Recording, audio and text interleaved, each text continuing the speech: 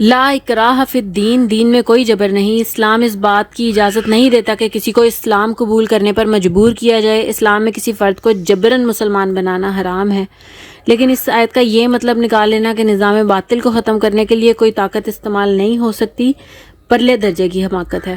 نظام باطل ظلم پر مبنی ہے اور یہ لوگوں کا استحصال کر رہا ہے۔ یہ اللہ اور بندوں کے درمیان حجاب اور آڑ بن گیا ہے، لہٰذا نظام باطل کو طاقت کے ساتھ ختم کرنا مسلمان کا فرض ہے۔ اگر طاقت موجود نہیں ہے تو طاقت حاصل کرنے کی کوشش کی جائے، لیکن جس مسلمان کا دل نظام باطل کو ختم کرنے کی آرزو اور ارادے سے خالی ہے، اس کے دل میں ایمان نہیں ہے۔ طاقت اور جبر نظام باطل کو ختم کرنے پر صرف کیا جائے گا، صرف فرد کو مجبوراً مسلمان نہیں بنایا جائے گا۔ یہ ہے اصل میں اس آیت کا مفہوم۔ قد تبین الرشد من الغی، ہدایت گمراہی سے واضح ہو چکی ہے۔ جتنے بھی غلط راستے ہیں، شیطانی راستے ہیں، صراط مستقیم کو ان سے بالکل صاف پاک کر دیا گیا ہے۔ فمن یکفر بالطاغوت، تو جو کوئی بھی طاغوت کا انکار کرے۔ دیکھیے، اللہ پر ایمان لانے سے پہلے طاغوت کا انکار ضروری ہے، جیسے کہ کلمہ طیبہ لا الہ الا اللہ میں پہلے ہر الہ کی نفی ہے اور پھر اللہ کا اثبات ہے۔ طاغوت طغا سے ہے، یعنی سرکش۔ تو جس نے اپنی حاکمیت کا اعلان کیا وہ طاغوت ہے، جس نے غیر اللہ کی حاکمیت کو تسلیم کیا وہ بھی طاغوت ہے، اور غیر اللہ کی حاکمیت کے تحت بننے والے سارے ادارے طاغوت ہیں، خواہ وہ کتنے ہی خوشنما ادارے ہوں۔ عدلیہ کے نام سے ایک ادارہ اگر اللہ کے قانون کے مطابق فیصلے نہیں کر رہا، جو کچھ لوگوں کے بنائے ہوئے قانون کے مطابق فیصلے کر رہا ہے، تو وہ طاغوت ہے۔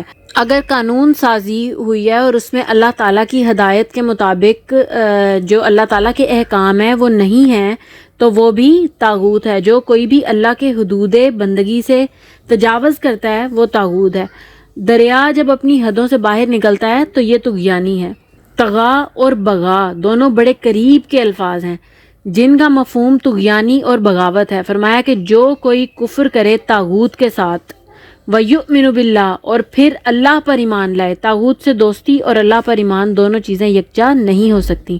اللہ کے دشمنوں سے بھی یارانہ ہو اور اللہ کے ساتھ وفاداری کا دعویٰ بھی ہو، یہی تو منافقت ہے۔ جبکہ اسلام تو مکمل طور پہ اللہ کے اوپر ایمان لانے کا نام ہے۔ فَقَدِ اسْتَمْسَكَ بِالْعُرْوَةِ الْوُثْقَىٰ، تو اس نے بہت مضبوط حلقہ تھام لیا۔ جس شخص نے یہ کام کر لیا کہ طاغوت کی نفی کی اور اللہ پر ایمان لایا، اس نے ایک مضبوط سہارا تھام لیا۔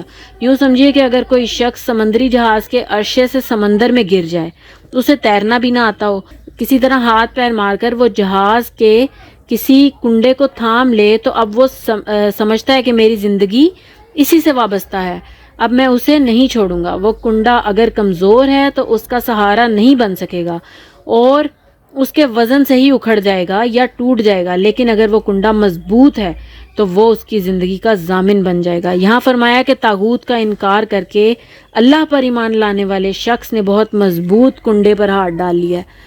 لن انفصام لہا، جو کبھی ٹوٹنے والا نہیں ہے، کبھی علیحدہ ہونے والا نہیں ہے، یہ بہت مضبوط سہارا ہے۔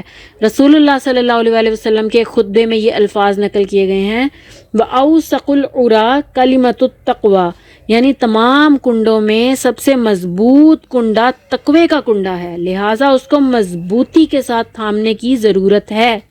واللہ سمیع علیم، اور اللہ سب کچھ سننے والا، سب کچھ جاننے والا ہے۔ اللہ ولی الذین آمنوا، اللہ ولی ہے اہل ایمان کا۔ ایمان در حقیقت اللہ اور بندے کے درمیان ایک دوستی کا رشتہ قائم کرتا ہے۔ یہ دو طرفہ دوستی کا رشتہ ہے۔ ایک طرف مطلوب یہ ہے کہ بندہ اللہ کا ولی بن جائے۔ الا ان اولیاء اللہ لا خوف علیہم ولا هم یحزنون الذین آمنوا وکانوا یتقون، سورہ یونس میں۔ یاد رکھو اللہ کے دوستوں کے لیے نہ تو کسی طرح کا خوف ہے اور نہ وہ غمگین ہوں گے۔ یہ وہ لوگ ہیں جو ایمان لائے اور انہوں نے تقوی اختیار کیا۔ دوسری طرف اللہ بھی اہل ایمان کا ولی ہے، یعنی دوست ہے، پشت پناہ ہے، مددگار ہے، کارساز ہے۔ یخرجہم من الظلمات الی النور، وہ انہیں نکالتا رہتا ہے تاریکیوں سے نور کی طرف۔ آپ نوٹ کریں کہ قرآن مجید میں نور ہمیشہ واحد آتا ہے، انوار کا لفظ قرآن میں نہیں آیا، اس لیے کہ نور ایک حقیقت واحدہ ہے، لیکن ظلمات ہمیشہ جمع میں آتا ہے، اس لیے کہ تاریکی کے شیڈز مختلف ہیں۔ ایک بہت گہری تاریکی ہے، ایک ذرا اس سے کم ہے، پھر اس سے کمتر ہے۔ کفر، شرک، الحاد، مادہ پرستی وغیرہ مختلف قسم کی تاریکیاں ہیں۔ تو جتنے بھی غلط فلسفے ہیں، جتنی بھی غلط نظریات ہیں، جتنی بھی عمل کی غلط راہیں ہیں، ان سب کے اندھیاروں سے نکال کر اللہ اہل ایمان کو ایمان کی روشنی کے اندر لاتا رہتا ہے۔ والذین کفروا اولیاءہم الطاغوت، اور جنہوں نے کفر کیا ان کے اولیاء، پشت پناہ ساتھی اور مددگار طاغوت ہیں۔ یخرجونہم من النور الی الظلمات، وہ ان کو روشنی سے نکال کر تاریکیوں کی طرف لے جاتے ہیں۔ اگر کہیں نور کی تھوڑی بہت رمق انہیں مل بھی گئی تھی تو وہ اس سے انہیں محروم کر کے تاریکیوں کی طرف دھکیلتے رہتے ہیں۔ اولئک اصحاب النار ھم فیہا خالدون، یہی لوگ ہیں آگ والے، یہ اس میں ہمیشہ ہمیش رہیں گے۔